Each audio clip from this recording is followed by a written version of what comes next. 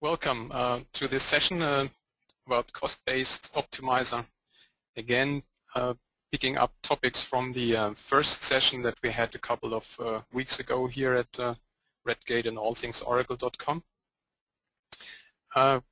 Quick introduction about myself. I think I will not leave too many words about this. I'm an independent consultant and I'm available for the typical troubleshooting and design and application performance issues. So I provide in-house workshops and I can explain to you things like how the Oracle Optimizer works and things and work through execution plans, and also give some ideas how you could do some performance by design, so not only about reactive troubleshooting but also proactive performance by design.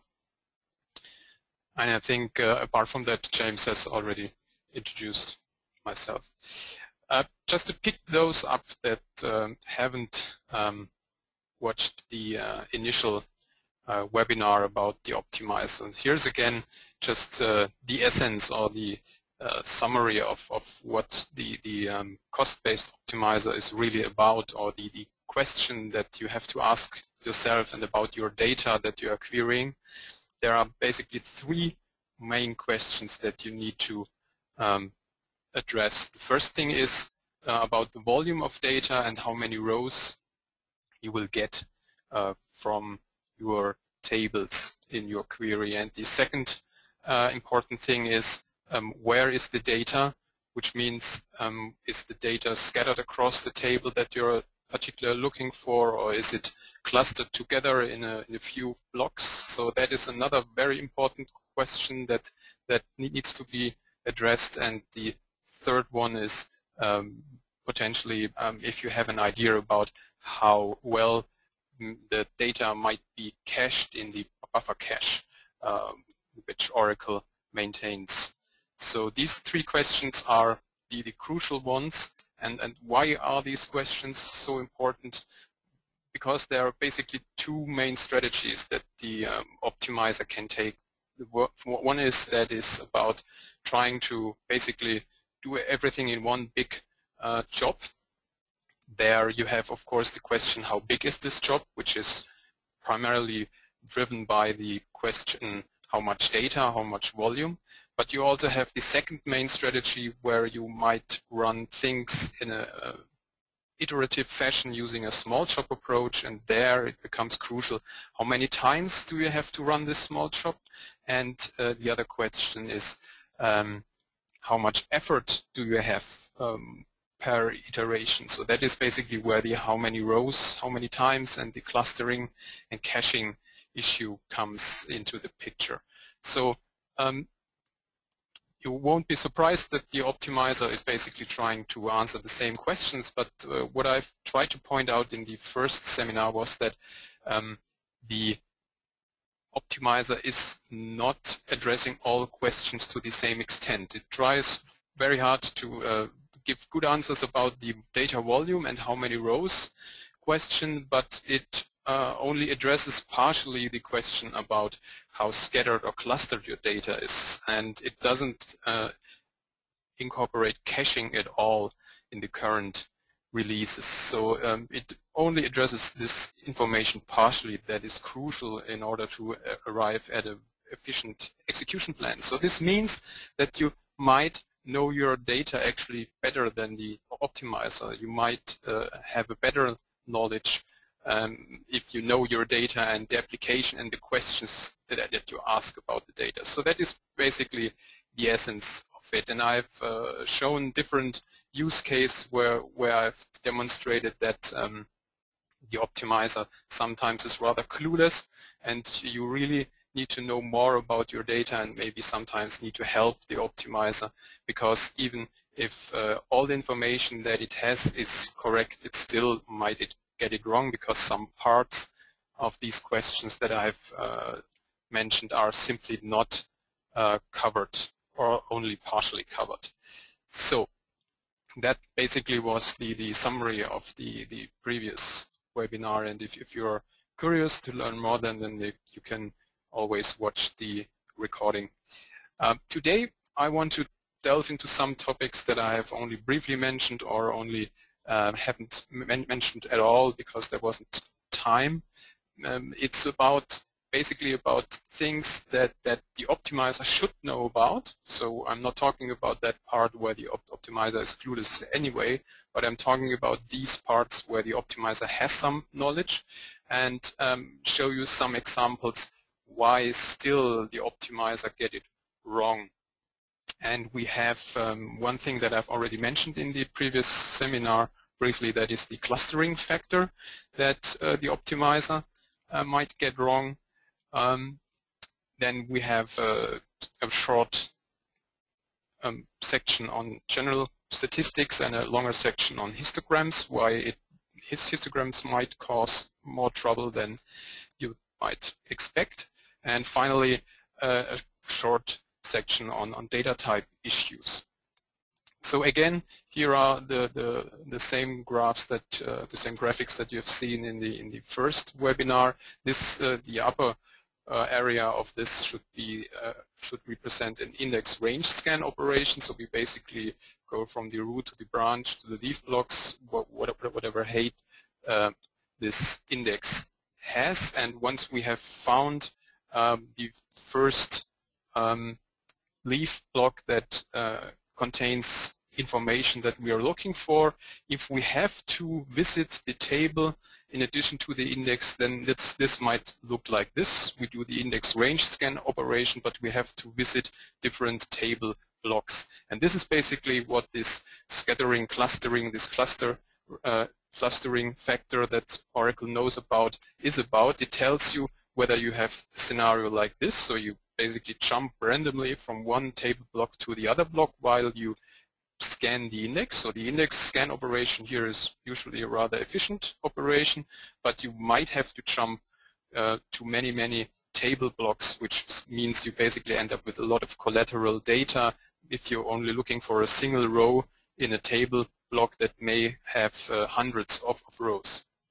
So in the worst case, for instance, you're looking for 1,000 rows, but you might have to visit 1,000 different table blocks in order to pick up this 1,000 rows. So this is basically a worst case scenario. And if you think about that, these table blocks are not in the buffer cache, but have to be read from disk, then you end up with something like, for instance, 5 seconds response time for a simple operation like that, because you have to wait for the disks to deliver each block.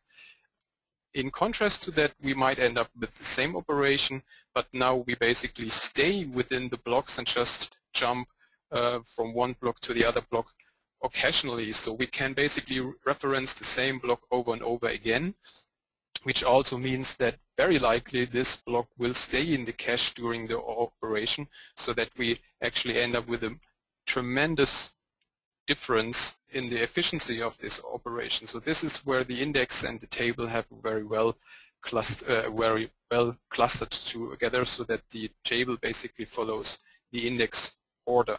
But this is of course only applicable to this single index. You might have another index with another order where the clustering factor or the clustering between index and table is very bad.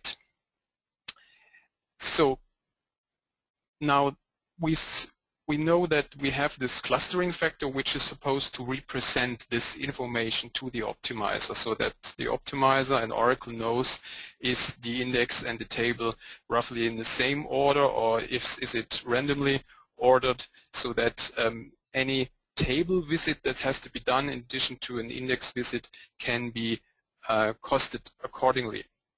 Now the problem with this clustering factor is that there are various scenarios where this clustering factor might be wrong or might not be representative for the work that actually has to be done to pick up these table blocks via the index. And one very common issue is, because it is also recommended by Oracle, if you use automatic segment space management, this AESSM feature, which is default for a long time now, that is also recommended to use by Oracle. If you use that, then you might actually end up with a clustering factor that is not representative for the work. And another scenario might be that you use partitioning, or you actually use multiple free list groups with the legacy manual segment space management. And what is happening, basically, what it is all about, is that we end up with the same thing that we have seen now already, but we basically jump back and forth between the same blocks. So although it is correct that we change the blocks from row to row, or from most of the rows, we actually always visit the same range of blocks. And this is where the determination of the clustering factor might get it quite wrong, and it's a common issue, and therefore I'm picking it up again here. It's basically about visiting these same blocks, and as I outlined in the invitation for the webinar, I'm going to run through some demos now, and this one is trying to give you an idea about this clustering factor issue. So what I'm basically doing is I'm simulating a concurrent insert scenario. This ASSM clustering factor issue is basically only applicable if you really have concurrent inserts.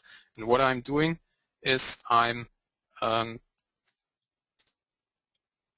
simply starting, in this case, 4 concurrent clients that are now going to populate a table concurrently, and I have a column that is populated via an sequence, and therefore this column is supposed to basically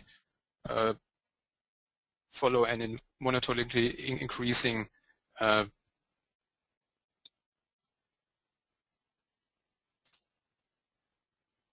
so have run now this demo. It just took a couple of seconds because I've just inserted I think 40,000 rows or something like that. So I have 4 sessions, each inserting 10,000 rows concurrently, and I have created 2 indexes on the resulting table, one on this value that is populated via the sequence, and I have a random value that is populated via a random generator. So we can see that if we gather now statistics on this, that for the index that is based on the sequence-based column, we have very good clustering factor, which is rather close to the number of blocks that are covered by the index. And we can see that we have the random generated value, and we have a very bad clustering factor that is close to the number of rows, which basically tells the optimizer that visiting the table for an index range scan is going to be a rather costly operation. And I can even validate this. I can run here just a small script that shows us these 2 different scenarios very clearly. The first thing that I've done is I've simply extracted the blocks of the rows that correspond to the rows in the table and the index. So we can see that if I walk the table simply via this index on this sequence-based value, that the values and the blocks point that if I follow the values, that I always almost land in the same block. So this is really showing us a very well clustered table if I look at this index and this table. So that looks really, really good. We see here these 4 concurrent processes. So the run ID basically allows to differentiate between the different processes that have inserted the data, and we can see that although we have multiple processes, the data almost always is inserted into the same blocks. Of course, this is a problem if you have a high concurrency, because now you will end up with problems that multiple processes try to write into the same block. So therefore, if you have a highly concurrent system, you actually want to avoid this scenario. So there are things that you can do about it. You can start with these free list and free list groups things if you use MSSM, and ASSM is supposed to address this problem automatically, as we will see soon. And then I will do the following here. I just query 10% of this table via the index, and we can see that we actually have, when we use this index with the good clustering factor, that we really just read 10%,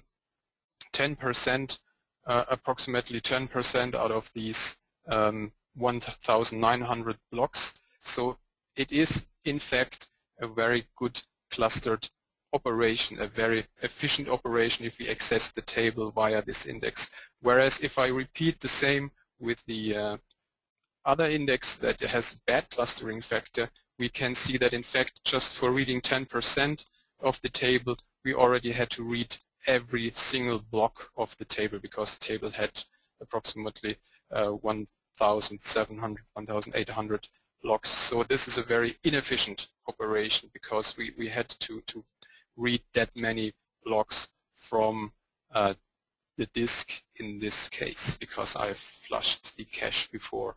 So that shows us that the clustering factor that we see here that Oracle has determined is true. It seems to be representative of the actual work that has to be done at runtime. Now I'm going to repeat the same exercise using an ASSM table space, and we will see what is going to happen then. That was the wrong one, sorry.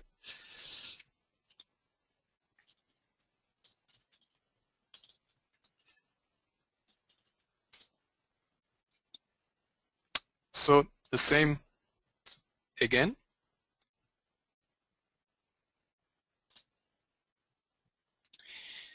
And now if you look closely to these numbers, then you will realize that this supposedly well-clustered index now has a very bad clustering factor, and it will vary with each run. So it could have happened that I ended up with a quite good clustering factor. I could have even ended up with a worse clustering factor close to the 40,000.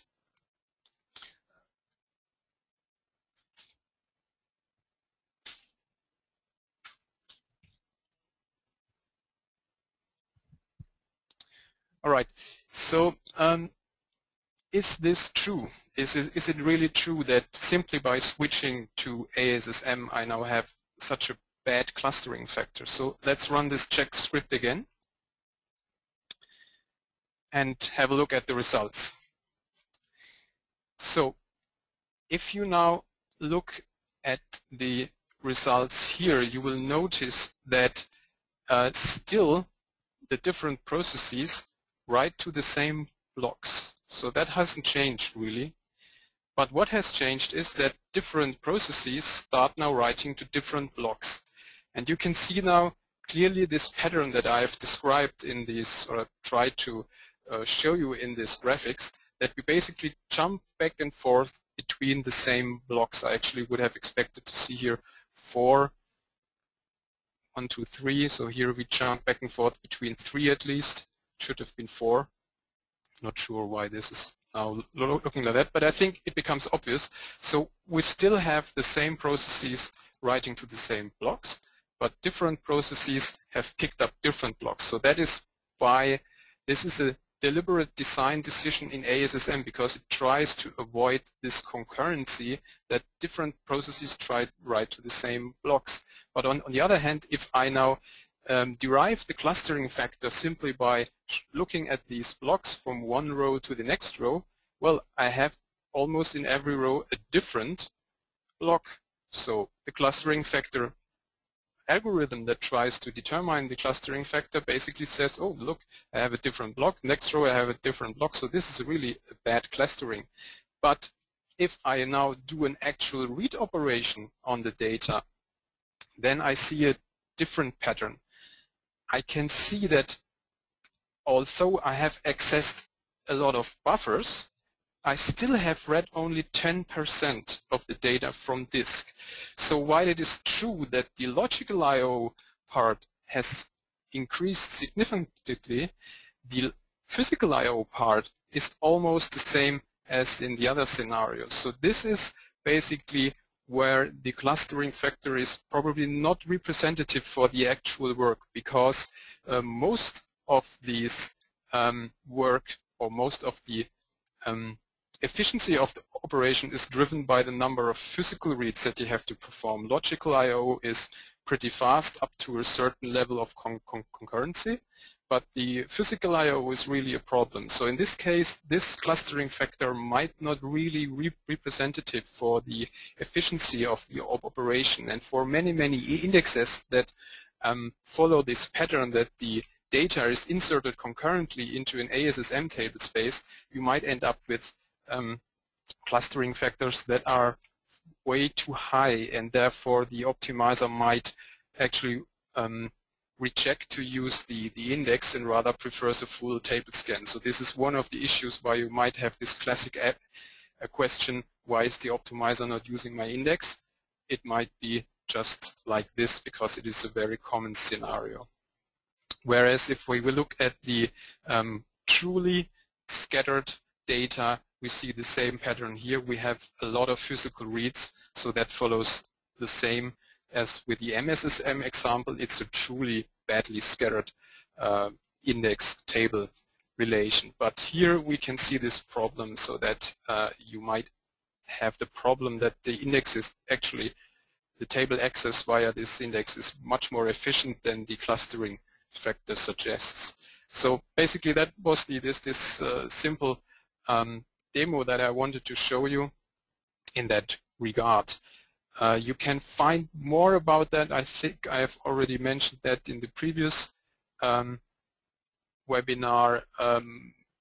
Here I have a blog post about this what if analysis for the clustering factor, where I provide some scripts that you can use to check whether your clustering factor actually corresponds to the actual work that will be done if you use this index table combination.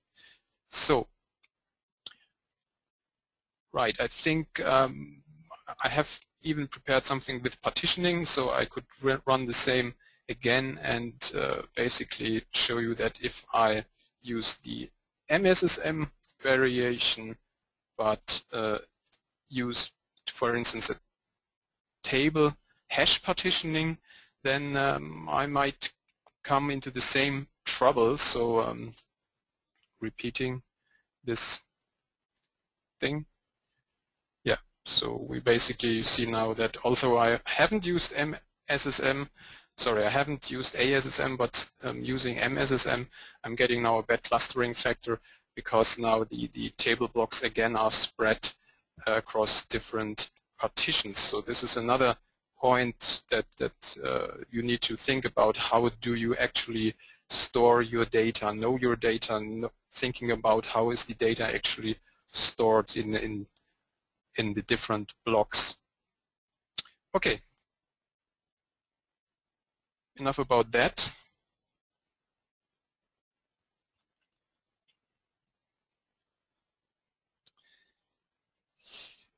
Short introduction to statistics. This is supposed to be a selection of things that I come across repeatedly. So what I'm still seeing is that people use analyze, compute, estimate statistics. This has been deprecated or basically desupported a very long time ago. So if you have legacy code and that works, then of course don't touch it because it works.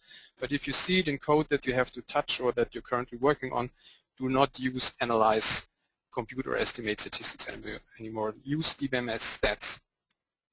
Then statistics.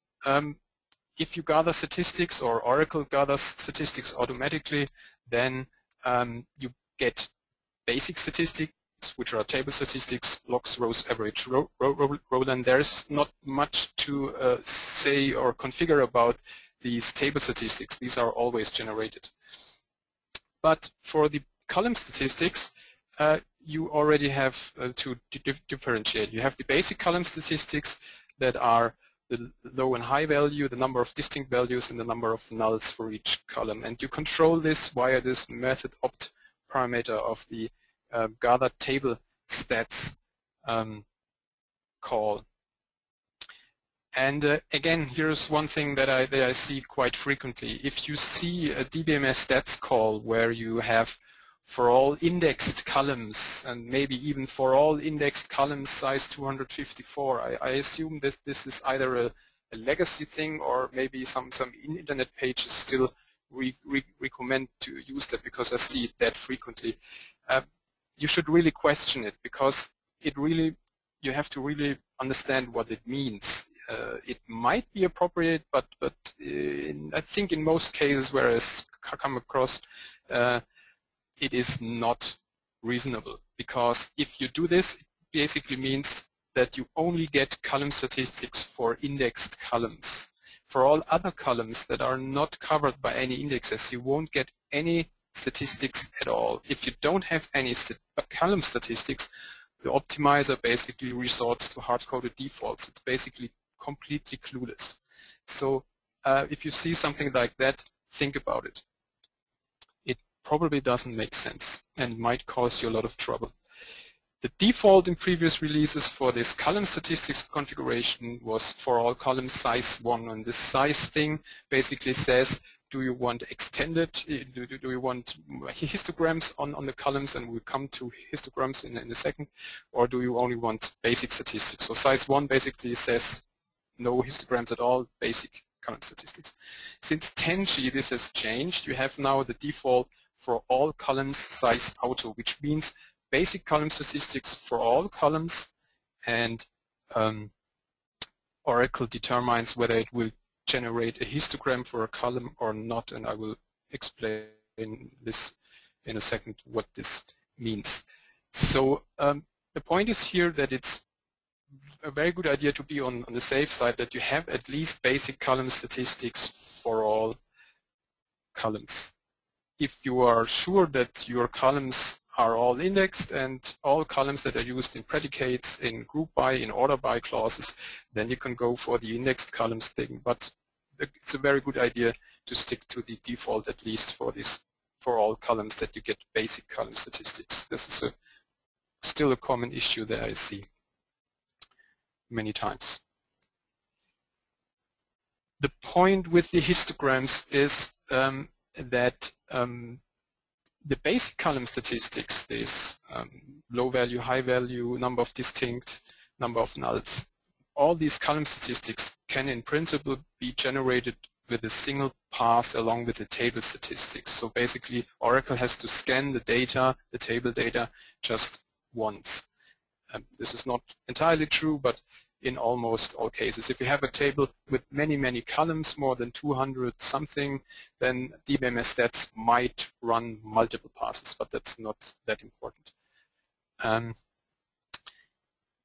But the point is, if you have a histogram, this additional information for a column, each histogram that you generate requires a separate pass on the data, and therefore if Oracle is allowed to do it, if you use this default auto sample size option, then histograms will be generated with a very aggressive sampling, which means that Oracle will only look at a very small number of rows to generate the histogram.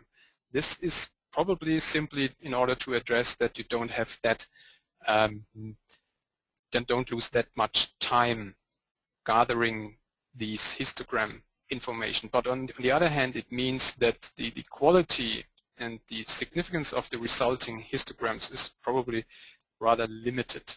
So that is basically a trade-off thing, and Oracle by default is rather aggressive with this sampling. So I will come to that later, what that means with what the sampling actually will cause. And then you should know, for the histograms there is not only a histogram, but there is either a so-called frequency histogram if you have less than 255 distinct column values, or you have if you have more than 255, then Oracle creates something that Oracle calls height balanced histogram, and I hope to explain to you what this height balanced histogram actually is. The important point to understand at this point is that height balanced is always basically a sampling of data. Even if you read all data, if you compute your statistics and read all data and do not perform any sampling, a height balanced histogram is basically always something that is a sampled thing. So it misses potentially important information, and that is already a very important point. So yeah, let's stop with the slides, because I've said I won't use too many slides this time, and start with the frequency histogram. What basically, to explain to you what is a frequency histogram about actually. So I have to clean up a little bit in order to not run out of disk space here. So, and then I will run another script and basically show to you what this frequency histogram is about. So the scenario that I'm reproducing here is rather simple to understand. We have a table with 1 million rows, and we have a status column which basically could represent something like processed, unprocessed flag or something like that, because that is a common thing that I come across quite frequently. So the nature of the column is that, for example, if you think about process data, most of the data is in status process. So the column information is very skewed. So most of the data is processed. In this case, 0 means processed. And only a few, if at all, items are in unprocessed or failed or whatever. So that is basically what our data looks like. So this is the typical scenario where you would read in common literature about Oracle or in the documentation. This basically requires a histogram, because Oracle otherwise will try to treat this 0, 1, and 2 as uniformly distributed data. That is basically what you get as an assumption from this basic column statistics. If you don't have a histogram, then you only have a low value, a high value, and a number of distinct values. And Oracle assumes that these number of distinct values is uniformly distributed between the low and the high value. That is the basic assumption of basic column statistics, and might be okay for many cases that you the optimizer come up with reasonable estimates using these uniform assumption. But in this case, very likely not. And I have a second column which is very simple. There are just 2 values, and it's uniformly distributed. Each has 500,000 rows. I don't care about nulls here, which would complicate things maybe even further. So all the rows have column values for these 2 columns. Now, the first thing that you need to understand if you think about these histograms is that from version 10.204 and version 11G on, Oracle has changed the behavior of how histograms worked. And this new major change in behavior might cause you some trouble. Of course, there is a reason why this change was introduced, but there's always 2 sides, so it might be good, but it might be bad, and I will show you some of the bad examples. The first thing that you need to understand here is that this column here basically shows some inconsistency in the statistics that have been gathered. The point is that from 11G on, you have this new auto sample size, which allows to generate very precise basic column statistics very quickly, because it doesn't have to run a group by operation, aggregation operation, which was necessary in the previous versions. So that is a very, very cool feature. And we can see that basically the sample size that is shown here is 1 million. So basically Oracle, for the basic column statistics, looks at all rows. We can also see that for our status column, which has these 3 distinct values, the basic column statistics tells us that we have 3 distinct values. So this is again spot on. But here is a problem. The histogram has been generated with a very aggressive sampling, just 5,000 rows out of 1 million. And even if you have, I think, 10 billion rows, it will still just look at 5,000 rows, which is just really a very tiny fraction of the data.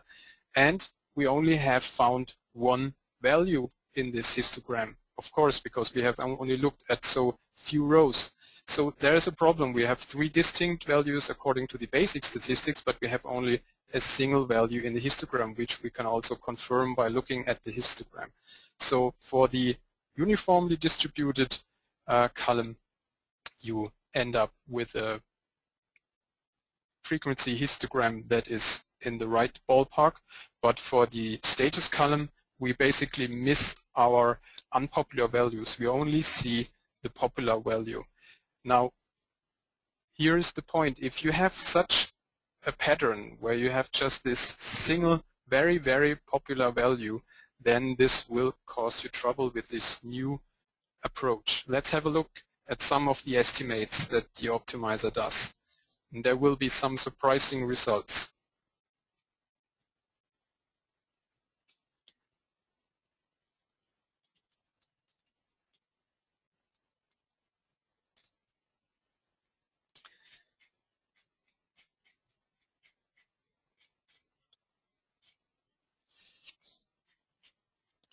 There's another point that I haven't mentioned yet. You might wonder why I have generated a frequency histogram on this column here, because it is clearly uniformly distributed, right? You have 500,000 rows each. What's the point in generating a histogram on this column? What you have to know is that if you use the default, this size auto thing, then Oracle will actually generate frequency histograms on all columns that get used as predicates and have less than 255 distinct values. So in fact, if you stick to the defaults, this uniformly distributed column will end up with a frequency histogram by default. So that is another important point, that the size auto default option might generate histograms where you do not expect a histogram to be generated. And if you see now what I have if you look now at the results, then you might see that this can cause a lot of trouble. The first thing is we look at the popular value of this uniformly distributed column. So 100 and 200 are the only existing values for this t-other call, right? So I look for 100 and the optimizer tells me 500,000 rows. This is almost spot on, 501,000. Now I look for a non-existing value, 150. There is no 150 in this table. We just have 100 and 200, 500,000 times. Yet the optimizer with a histogram tells us 250,000. This is way off. And two non-existing values, you end up with 500,000 instead of 0. So this is way off. So the problem is that since Oracle does this aggressive sampling by default, it doesn't trust its own information. The significance of the histogram has been lowered. It basically says, well, if the value is within the range of known values, I will basically use the least popular value of the histogram. In our case, the least popular value is still 500,000 times there. And I will simply use that as an point that I will use for the calculation. So if it's within the range of known values, then I will basically say, well, 250,000 might be a good idea, but it isn't a good idea. In the past, the old behavior of frequency histograms was very, very simple. You had just the values in the frequency histogram. If you were querying for values that were not existent in the frequency histogram, then you ended up with an estimate of 0, or basically 1 row. It was a very simple approach. What was there in the histogram, as you have a very clear picture about the data that is in the histogram, but you won't get any rows estimated for any values that are not represented in the histogram. Of course, due to the aggressive sampling that Oracle might perform, you might miss some important values, and therefore Oracle has changed this behavior in the latest releases, and now you have this problem here. So you have to think about really whether a histogram can be helpful for such cases or not. So you have to be very careful. On the other hand, if you have non-existing values out of the range, then you are fine. The estimate is correct. Now let's have a look at our very, very skewed column. And this is this special case of this single very popular value. So for the single popular value, you get the correct estimate. Almost all data of the table has this very popular value. But we are now in the same trouble again here. If I ask for a non-existing value, it doesn't matter the range, because there is no range for a single bucket in a histogram. We only see this value 0 as very popular. Then you end up with, for this non-existing value, which should not be there at all and is not there at all in the table, again you get this estimate, and you get even a worse estimate if you look for two non-existing values. So that is really, really a problem, and you really need to know your data and understand what you're looking for, and check if you run into such trouble with the frequency histogram. So there are basically two important points to consider with the frequency histogram. If you have a frequency histogram that consists only of very popular values, then you have to be very careful with values that are in the valid range. You might get very bad cardinality estimates, estimates, and the same applies to this special pattern of having one very, very popular value and some unpopular, very unpopular values. If you now look for this 10 and 20, you will get the same incorrect estimate. So that is also a problem that you need to be aware of. There are patterns that do not work very well with histograms, even for the frequency histogram that is supposed to provide you a very detailed breakdown of the column value distribution. Just to give you an idea how you could address such issues, if you have the option of using dynamic sampling, if the overhead is not too big, and if you can change the code maybe, or you can change the query, then you might be able to take advantage of dynamic sampling. So that is basically just an example here, that although the histogram provides this incorrect data, I can get a much better estimate here by using dynamic sampling.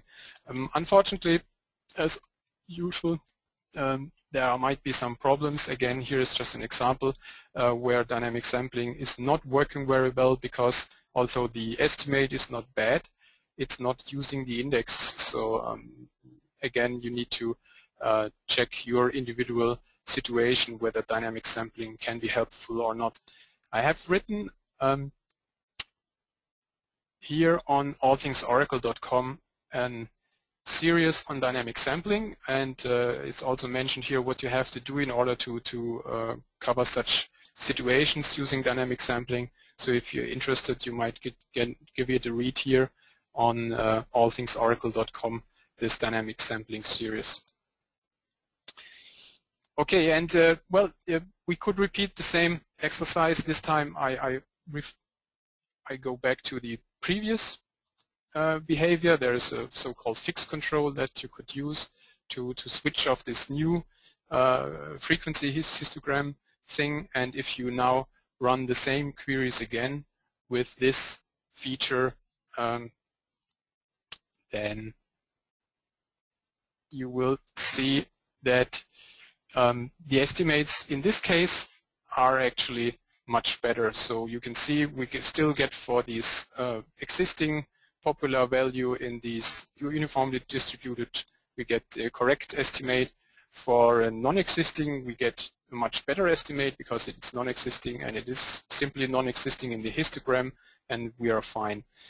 And even for this pattern of very popular and unpopular values, you get much better estimates. Here you get this 1 million estimate, and here for the non-existing values you get a very good spot-on estimate. So you might actually, depending on the data patterns that you try to cover, you might even think about reverting to the old behavior, which you can do via this fixed control. And this is also explained in a blog post.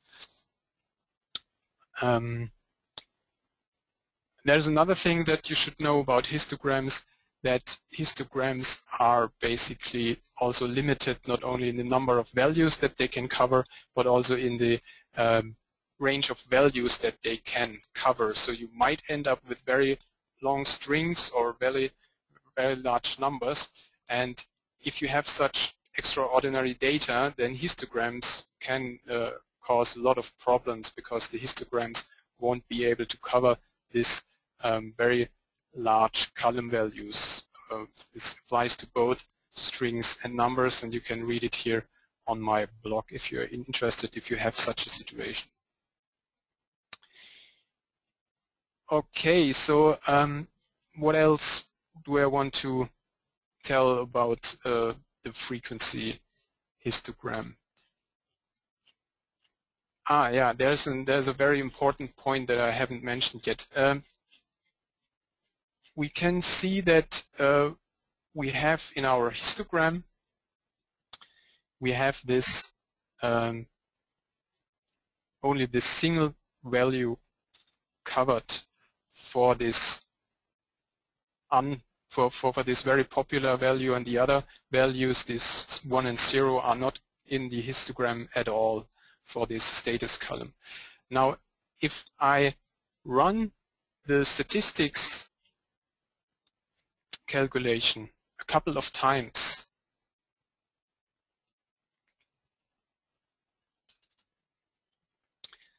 and I have to do it maybe several times,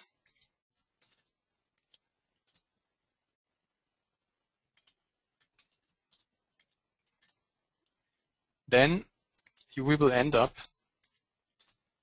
eventually with something like this. Now you have the coincidence that although we have aggressively sampled the data, we end up with data that is now covering also a very unpopular value. Now if I run the same statements again on this status column, I now have the issue that I basically get the correct estimate, which is not a bad thing, which is a very good thing. But the problem is, what I wanted to show here is that with this scenario and this sampling performed, you can end up with a very non-deterministic behavior. Maybe once you get the luck, you are lucky and you get these unpopular values. Maybe the next time you gather statistics, you don't get this unpopular value into the histogram, and the results will be completely different regarding the estimates. If you remember, this estimate here was 250,000 and this estimate here was 500,000 rows. Maybe the other day where you again gather statistics, you get now an estimate of 1. So this is a problem because it can cause you a lot of instability in your system. So that is also very important to consider with this sampling of the histograms, that you can have problems with the non-deterministic behavior of the results of the sampling. Okay, so what can you do about it? I've already said you might try dynamic sampling just to have mentioned it. Another idea for this thing with this very, very popular and unpopular thing is that you could do something like this. You could add a function-based index or a virtual column that basically covers only the unpopular values. If you're interested in only the unpopular values, which is, for instance, very likely for this processed thing because you're looking for unprocessed data that you want to pick up, then you have a problem with these estimates of this histogram, because this histogram will cause that the unpopular values will be treated as very popular to this issue that I've outlined. You could, for instance, follow this approach here and generate a virtual column that only picks up the unpopular values, and then you will get very good estimates simply because you're only interested in the unpopular values. So this is again this mantra that if you know your data, then you may be able to help yourself very efficiently using dynamic sampling, using virtual columns, whatever. Just to give you an idea what you can do about it. You can download the scripts afterwards, what we will post, and you can try it then yourself to see the results. Then let's have a look at height-balanced histograms to give you an idea what the problem with height-balanced histograms can be. In this case, I will create a different data set, basically just a very skewed data set again.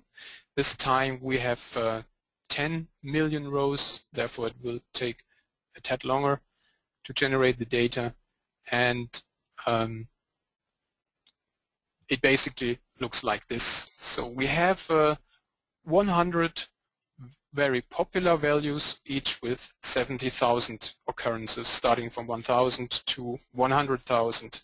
So 100 very popular values with 70,000 occurrences each. But then we have a large gap in the data, the column value, and starting with 7 million, we actually have, I don't show you these, then 3 million distinct values. So again, clearly something that you probably want to tell the optimizer about. Of course, if I now ask the optimizer for particular values with this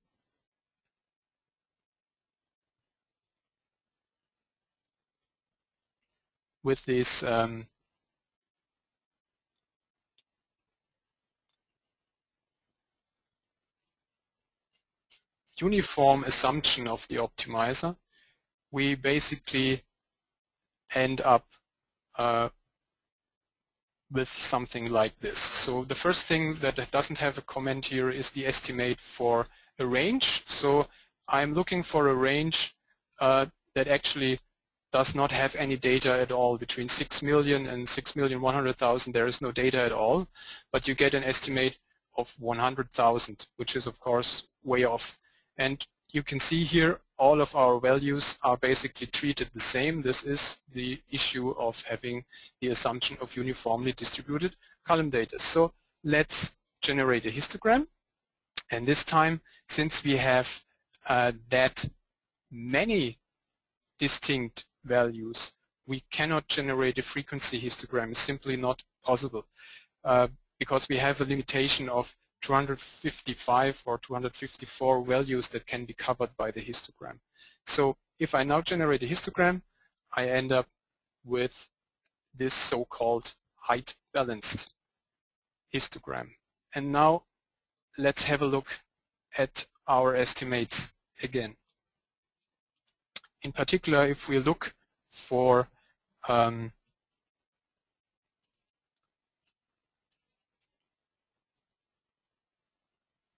these popular values, 10 of them, just 10 of them I've checked, and one unpopular value I have checked. So now consider what happens if you had the situation that 5,000 is the value that your application is mostly interested in.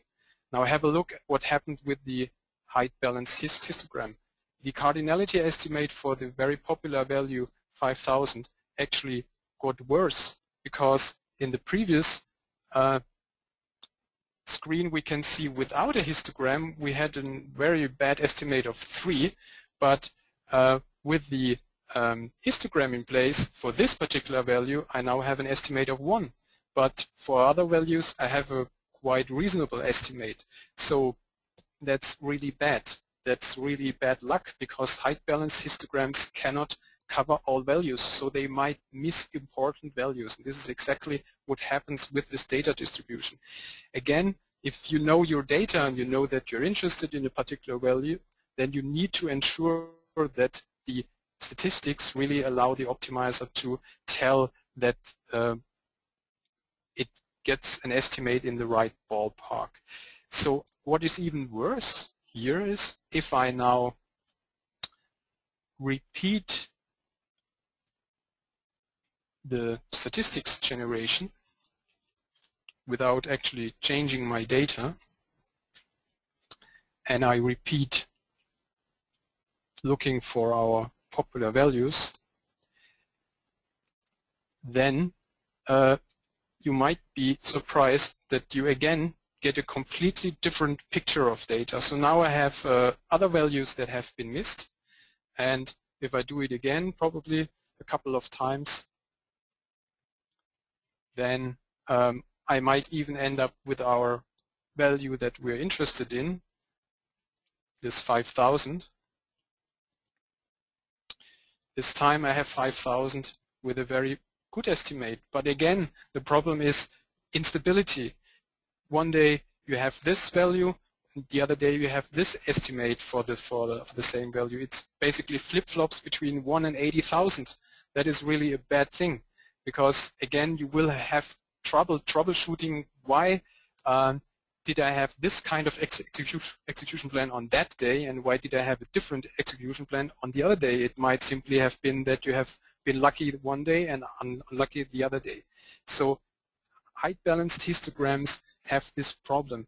Even if I gather the statistics within compute operation, and I need to use a little bit more horsepower for gathering statistics on that big data set. Therefore I use parallelism here. Hopefully that it is using memory and doesn't take too long to get the statistics gathered. So I have now computed the statistics. You can see here that I use this estimate percent null option, so which means do not sample, read all data. Even if I compute the statistics and I repeat the exercise, you will see that our important value 5000 is still missed. So height balanced histograms, you need to question whether they really help you in the way that you expect histograms to help. That is basically what I wanted to show you here with the height balance histograms. And I've prepared a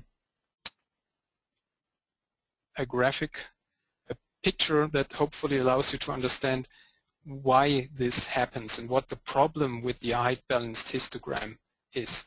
Height balanced histograms in Oracle is an interesting name, but it is rather simple how it works. You get basically the data ordered by the column value. You can see this here. We start with column value 1000, then you have 7000 repetitions of this value, then up to 140,000 you have 2000, 3000, and so on and so on. And what the height balance histogram basically does, it uses the number of buckets that you have provided. I've used for simplicity in this case 250. The maximum value would be 254. So it doesn't really change the outcome. But it basically creates the number of buckets, 250 buckets in this case, that cover the same number of rows. And the only information that the height balanced histogram basically consists of is the information about the endpoint value when the bucket ends. So every 40,000 rows, Oracle basically records the value that it sees. So at row 40,000 it sees 1,000. At row 80,000 it sees 2,000. At row 120,000 it still sees 2,000, and so on and so on. So the only thing that Oracle can tell from a height balanced histogram is that a value might be popular, and the value is only then popular if it shows up for more than one consecutive bucket. So 2,000, for example, in this case, is you can tell something about the value 2,000 from this height balance histogram because it shows up in more than one bucket. We can see the same about 3,000, we can see the same about 4,000, but 4,000 is already a very dangerous value, because if you can see at 280,000 rows we have the switch from 4,000 to 5,000, and it's exactly on this 280,000 also the bucket changes from one to the other. So assume that your data distribution changes slightly. Now you have maybe 71,000 values of one the other day. Then 4,000 might be popular, or it might not be popular anymore if you have only 69,000 values or something like that changed in the value distribution. So this is the problem with the height balance histogram. Depending on your data distribution, you might have these flip-flops, and this is where your height balance histograms might not be that useful as you would expect. So you cannot simply assume that Oracle generates useful histograms because it doesn't know the data the way you know it. It simply assumes with the size auto function, for example, that if it gets used in a predicate and you have a non-uniformly distributed data distribution in the column, or you have less than 255 distinct values, then it will generate a histogram, but it won't check if the questions that you ask about your data are actually answered correctly by these histograms. And this is where you have to be very, very careful with histograms. This is, for example, a data pattern that simply won't work very well with height balanced histograms depending on the questions that you ask about the data. Notice that height balanced histograms, I forgot to mention here, you can see that this problem that is caused with this 5,000 value. 5,000 is unlucky because 5,000 will only be show up once for these buckets. So, well, 5,000 is not popular, and therefore it gets treated the same as any other unpopular value. And since we have 3 million unpopular values, in addition to these 100 popular values, this very popular value gets treated very unlucky because it basically gets the same estimate as these unpopular values. So, well, that can cause you a lot of headaches. One thing I wanted to mention about height balanced histograms is that they can still be very useful, even if they don't cover your data for the questions that I have asked here very well. They can cover your data very well for other questions like range questions. This is what the optimizer basically sees about the value distributions based on this height balanced histogram. So if you ask for data in certain ranges, then the height balanced histogram will be very useful.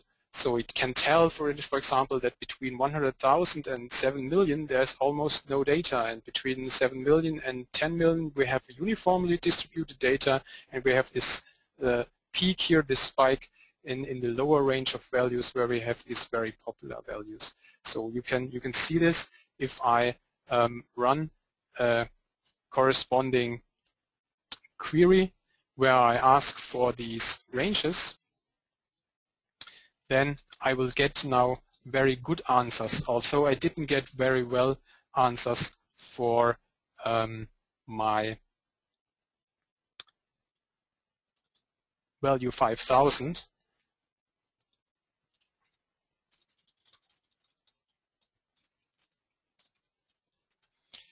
I get a very good answer for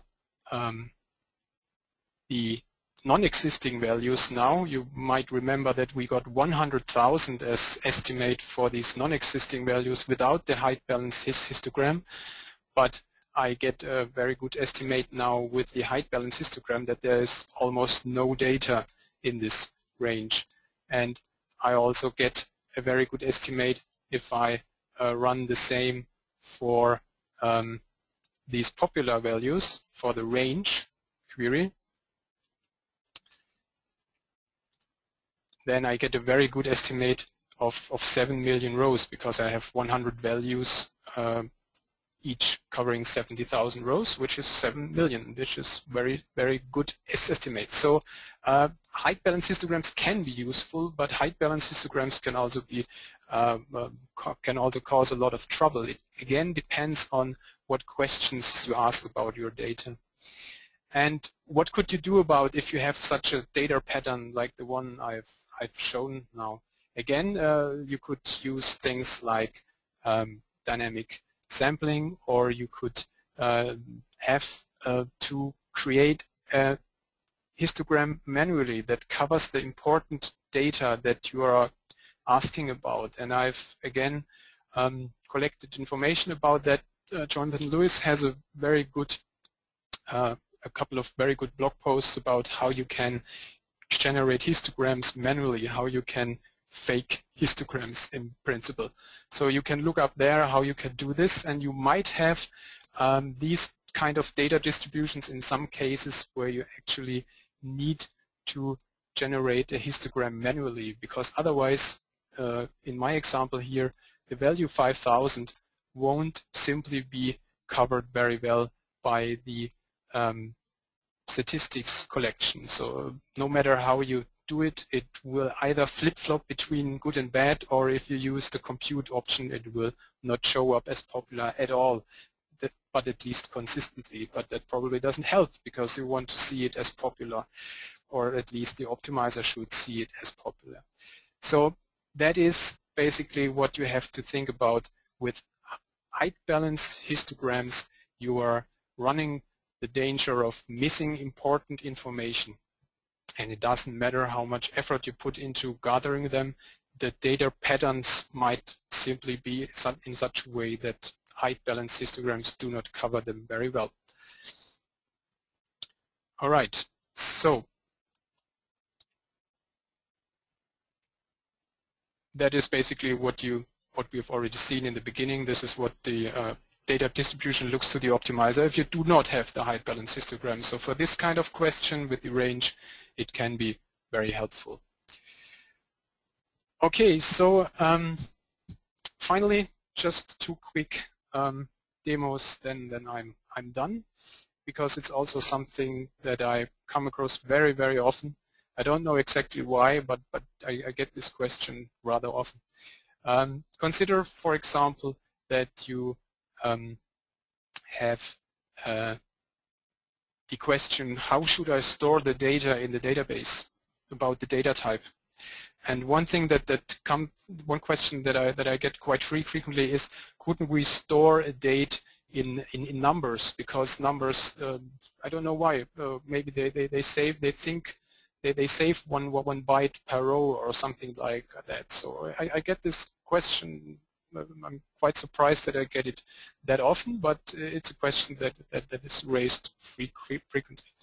And in principle, it's very easy. Oracle doesn't have that many different data types, and I think you should simply make use of them very clearly, that you use the data type that is appropriate. And here is just an example, very simple and small, where I simply generate a single, uniformly, basically a single column with just holding dates for 5 years worth. So starting from 2000, then up to December 2005, I think. And I just generate this table, and then we will have a look at some estimates. Well,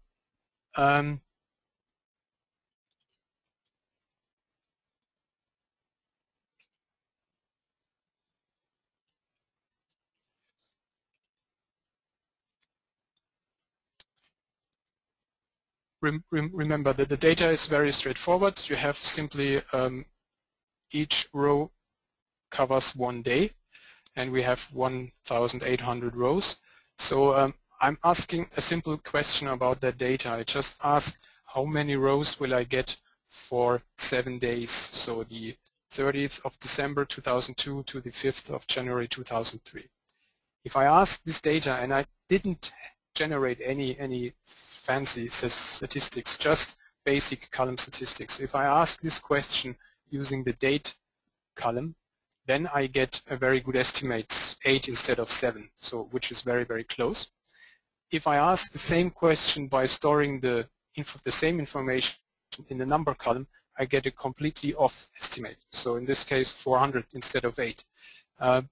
So it is just like that. If you start abusing the data types, then you will get all kinds of issues, but on top of that, you simply will get issues with the optimizer. I know that there are probably these database agnostic applications that simply store everything in a number or everything in a character field, but it's a very bad idea for several reasons. But from an optimizer perspective, it's also a very bad idea because it's basically asking for trouble. You will get bad estimates. That is as simple as that. And one final thing I will show you is that also I come across quite often, and this has also been covered to some extent by Tom Kite, are these implicit data type conversions that might happen. So let's create a very simple table, and I have uniformly distributed the data here, just 10 occurrences for every value for 100,000 rows, right? And if you have a mixture of, for instance, Unicode columns and non-Unicode columns, then you can end up with something like this here, where you basically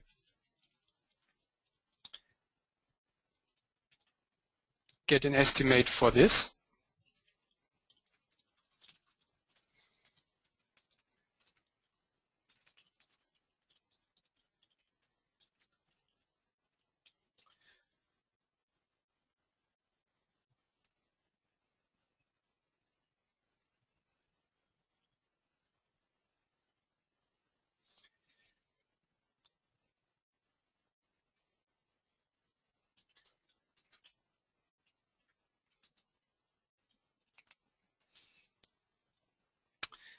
And the problem here is that instead of the estimate of 10, which you would get, normally you get a completely way of estimate.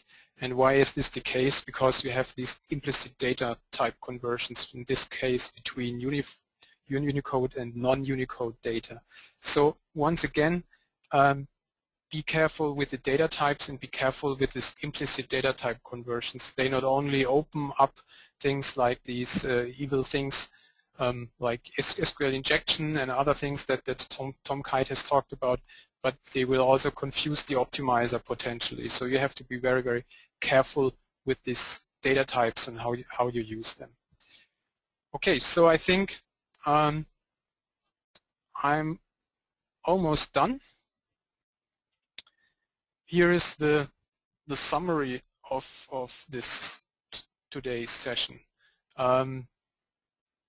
Clustering factor I've shown to you. There are issues that Oracle might get the clustering factor wrong, and I've shown you ways how you could verify whether the clustering factor that the DBMS stats gathers is correct or not.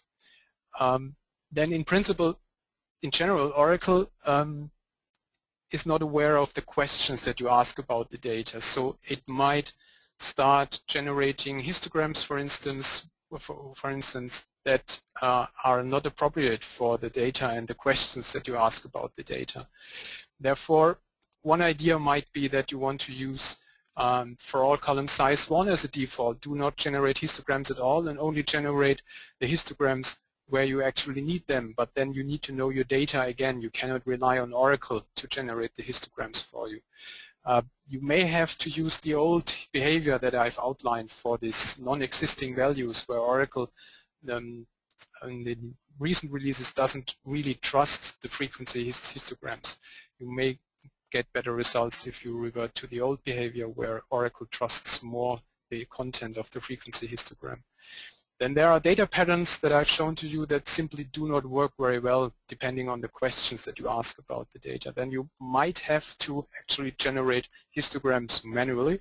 And I've shown to you links that you can also download then together with the remaining webinar material where you can see how you can actually do this, manually generate histograms. And then do not forget about the other options that you have. You might get better results using dynamic sampling, using virtual columns, function-based indexes, extended statistics. These are basically all about the same technology. And you need to know your data and your questions that you ask about the data. That was also the mantra of the previous seminar.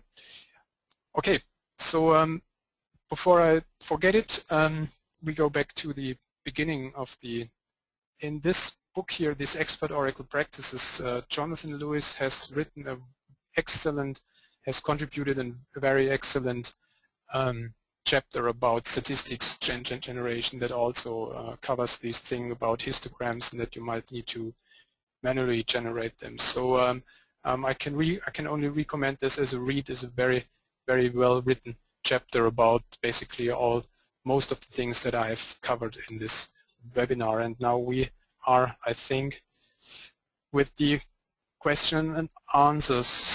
James, back to you. Hi Randolph, thank you. I thought that was absolutely fantastic, and thank you for going into so much detail. And it's nice to see that most people have stayed on for the whole session. I understand a few people might have left because it was getting close to the hour. But thank you. Okay, so let's move on to the Q&A. There's a couple of questions, or one particular question that I just wanted to ask straight away, and that's to do with the scripts that you're using. I know we published the scripts from the first webinar. Are you able to, or am I able to provide these scripts for the audience as well? Yes, of course. All these scripts that I've used will be made available for download, so you can reproduce all these things that I've shown. This will all be available. Yeah. Fantastic, thank you. Okay, so the first question we've got is from Jürgen Schauser. Thank you, Jürgen. He's asking, do we have to read the same block from the disk again when it is already read from disk, or does the index know that it is in the buffer cache already? Well, it's not actually the index that knows anything about this, but yes, in principle, I have forced in my script that the data has to be read from disk again and again. If I had done it once and repeated the same experiment without flushing the cache, then the disk reads wouldn't have happened. So that is, of course, true, but it doesn't change what the experiment was supposed to tell, that if you have a sufficiently large table, you won't be able to keep all the data in your cache, and you will suffer from these physical disk reads. Thank you, Randolph. There's also a couple of questions that are quite general about different types of histograms. Do you have some advice on where people could go to find this out? I feel it's probably quite a large topic to cover in the Q&A. About histograms, yeah, I think I have tried to cover that in the summary already. I think that you have to be aware of the most important point. I think is what should be taken away from this seminar is that you cannot rely on Oracle that it automatically generates histograms that are always useful. You need to understand that there are various limitations in the way Oracle gathers samples data and the way the data is then represented in these histograms. and you need to check whether it really makes sense to have histograms on certain columns depending on the questions that are asked about the data. So you might come, depending on your application and the data you have, you might come to the conclusion that you better work without histograms for most of your data and only generate histograms for those columns where you have proven that they actually are helpful. So that might be one approach, and it's also outlined in this chapter that I have mentioned by Jonathan Lewis, different approaches how you can approach this thing about histograms. But the important takeaway is that even frequency histograms, which are supposed to provide a very precise and exact picture about the data, can cause trouble depending on the questions you ask and how Oracle has gathered the statistics. So this is just a word of caution. And this size auto thing, where Oracle automatically determines when to generate histograms, is not always giving you good usage of histograms. Thank you, Randolph. So we've got a question here from Richard Kinreid. Thank you, Richard. And he's asking, are there restrictions for online reorg? For example, you might be able to see this actually in your own question panel, Randolph, DCIDX. Are there improvements in this area on 11G-R2 over 10G-R2? Well, actually, it's not a topic that really fits into this optimizer thing. Actually, I think there are improvements, various improvements with each release regarding the online reorganization capabilities. Off the top of my head, I cannot answer this particular question whether descending indexes are now capable of being reorganized online. But it's not really related to what I've talked about. Okay, thank you. Do you have any general advice about the optimizer, improvements to the optimizer from 10 to 11? Well, I can. That is a very good question, and I haven't prepared that, but it's something that I could provide as some of the things that we could provide afterwards.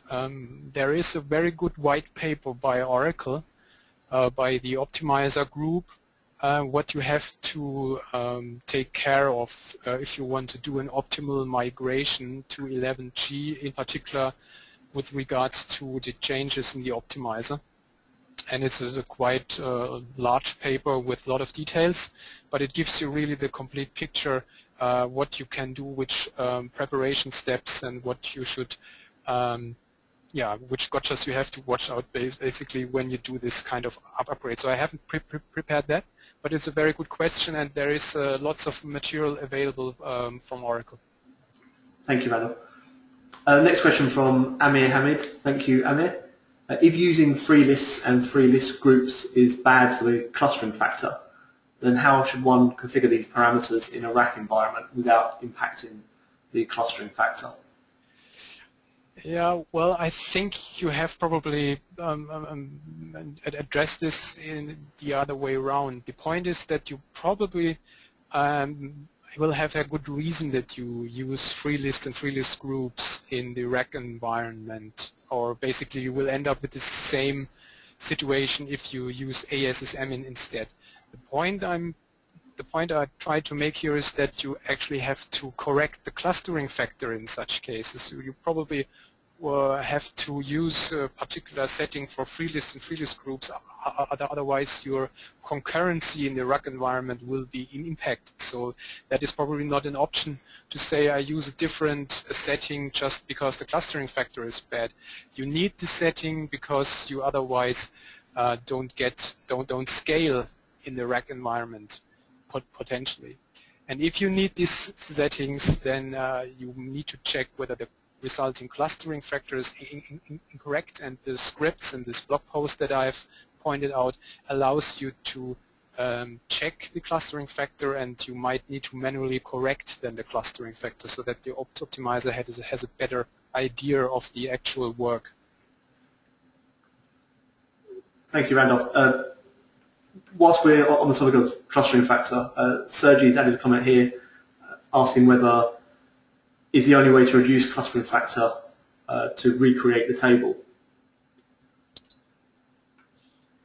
Yes, that is a very good question, because quite often people are struggling to understand whether you get a different clustering factor by rebuilding the indexes, or what you can do about it. In fact, it's possible to arrive at a different clustering factor statistics by rebuilding the index, but this is merely a side effect of fresh statistics that have been generated. In principle, if you think about how the clustering factor is determined, as long as the table order doesn't change, the index order is fixed, because you define the index order by the index definition. So no matter how often you try to recreate the index, the relation between the index and the table will stay the same, unless you start reordering the actual table data. But this is something that you need to think about very carefully, because maybe you screw up the clustering factor of other important indexes. So I've tried to address this thing in the basics webinar, where I point out that you can influence the way the data is clustered and scattered by using the different storage options that Oracle provides, like clusters, index clusters, hash clusters, like index organized tables.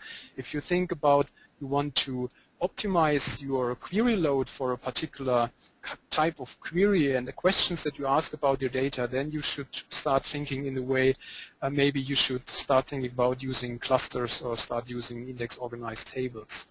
But this needs to be evaluated very carefully, because if you do not use it appropriately, then you might actually end up with worse performance than by sticking to the normal heap organized tables. Thank you, Randolph.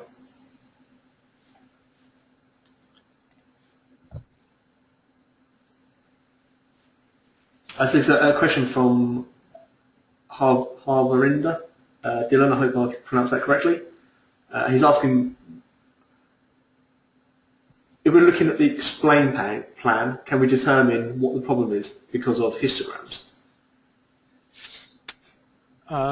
Well, you can determine this by looking at the explain plan output if you have knowledge about your data. So if you know your data and the particular question that you ask about data, then you can have a look at the explain plan and can see whether the resulting cardinality estimate is in the right ballpark. That is the thing about the histogram.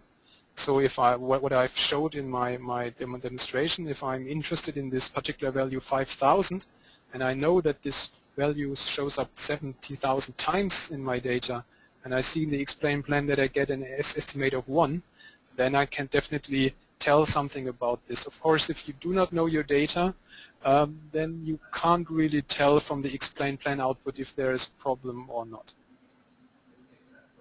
Thank you, Randolph. The next question from Jean-Christophe Dolce. Thank you, Jean-Christophe. I think what Jean-Christophe is trying to ask, apologies, it's a little bit confusing for me here. It's asking about tackling data distribution. Can you tackle data distribution since a function-based column could not resolve all cases? How would you tackle data distribution? Yeah, I think it's more related to this this data distribution issue that I've outlined with the height balanced histogram, and that is maybe one of the cases where we have to revert then to different techniques. You might have to use a handmade or handcrafted histogram where you make sure that the values that you ask for are certainly represented well. You could use this dynamic sampling. Maybe depending on the particular situation, you can use this virtual column function-based index approach. So there are ways how these problems can be tackled. But of course, the first thing is that you need to be aware of that you have such a problem. And that was one of the purposes of this webinar. Okay, thank you, Randolph. So the next question here we have from Cherklusku Hoira. I hope I've pronounced that correctly. is asking, in dbms underscore stats, if you set the parameter to null, does that mean that Oracle would determine the correct value? Well, I think this probably relates to these sampling percentage that you can set, I believe.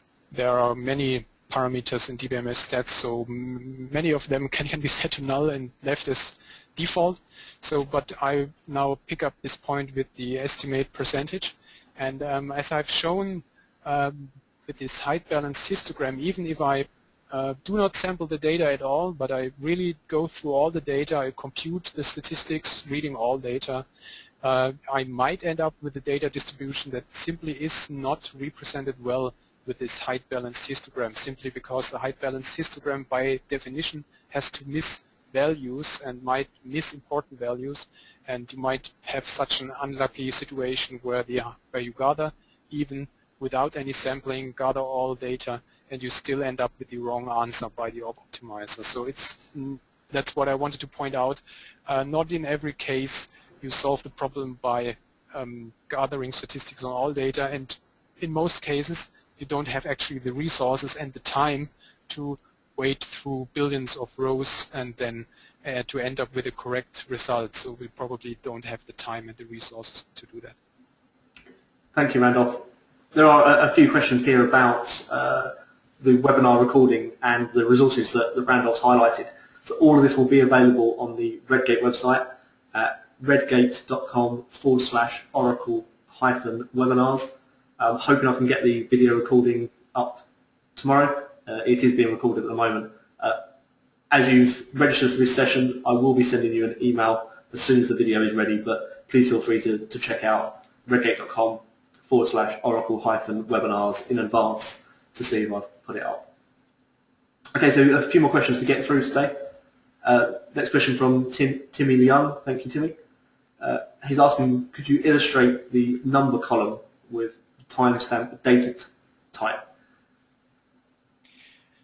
Well, yeah, in principle, this you use, if you think about storing a timestamp in a number column, then I'm pretty sure you will end up with the same issue. Yeah, so the problem is simply that these gaps that are in the data, in the number data that represent a date or a date time or a timestamp, these gaps are simply not obvious to the optimizer, and therefore the estimates based on this number representation very likely will be wrong. Now, gaps are, even if you have unique values, gaps are one of these not very well-known cases where histograms can also help. So it's not only this very skewed data pattern, also this gap pattern. If you do range queries, typically you use dates with ranges.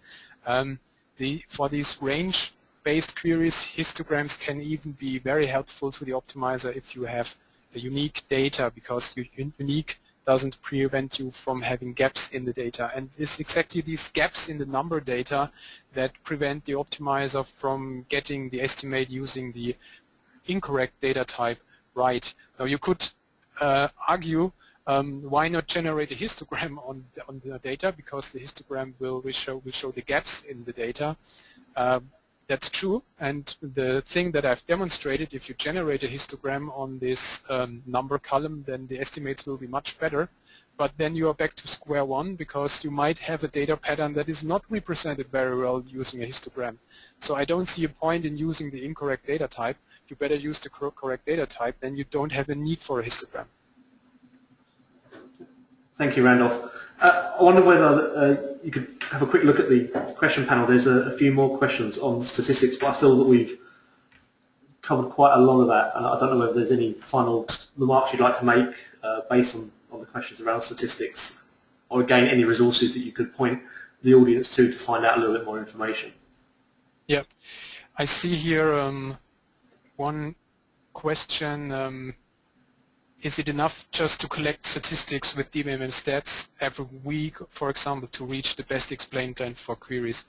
I think this is an important point, because that's also something that I've tried to explain in the basics webinar. It doesn't matter how fresh your statistics are, if they do not allow the optimizer to answer the questions that you ask about your data correctly, then it doesn't matter how often and how much resources you throw at gathering statistics. So no, it probably is not something that you can rely on. Even if you gather statistics rather often, you still might end up with situations where the optimizer gets it wrong because the estimates are incorrect, because the statistics do not represent the data in the way you ask questions about it. So that is simply the point, that if you really want to get it right, you need to know your data. And this is also the reason why think that it is an application developer's task to get the application performing, because the application developer is supposed to know about the application and the data. It's not a DBA task, but that's a topic for another day. Thank you, Randolph. And on that point, Elamaran El Lango, I hope I pronounced that okay, has asked that how often do we need to gather stats on a huge database, say over a terabyte? I mean, does the size of the database actually matter? Yeah. I don't see the question. Can you just repeat? So it's the last question. How often do we need to gather stats on a huge database, say over a terabyte in size? And I actually just wondered whether the size of how much impact does the size of the database have? Yeah.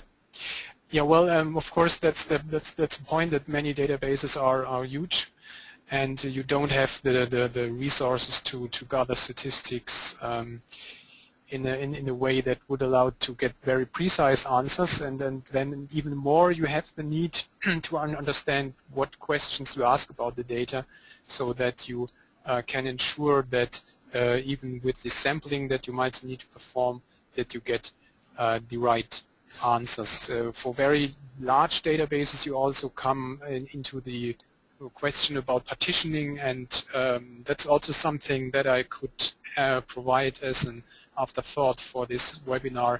There's a link there's this collection of information about how to gather statistics for very large tables having partitions, and this is by Doug Burns.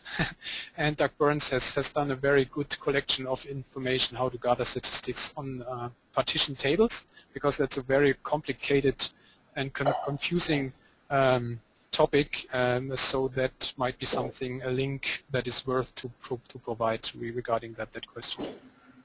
Absolutely. And what I'll do, I'll put that on All Things Oracle today, so I'll find this post by Doug Burns and link to it from All Things Oracle. Similarly, the recording of this webinar will sit on the Redgate website, but it'll also sit on allthingsoracle.com as well. And the great thing about putting it on All Things Oracle is you'll have the ability to ask some questions there, which, again, I think Randolph will be able to provide a little bit more information and point you in the direction of some more detailed resources. Okay, so I'd just like to thank everybody for the questions. I think it's always a really great part of the webinar. I'm sorry if we've missed a couple of them, but again, hopefully we can answer these on All Things Oracle. The slide we've got up on the... Sorry, I've just realised that we're actually still on Randolph's screen, so if you just bear with me.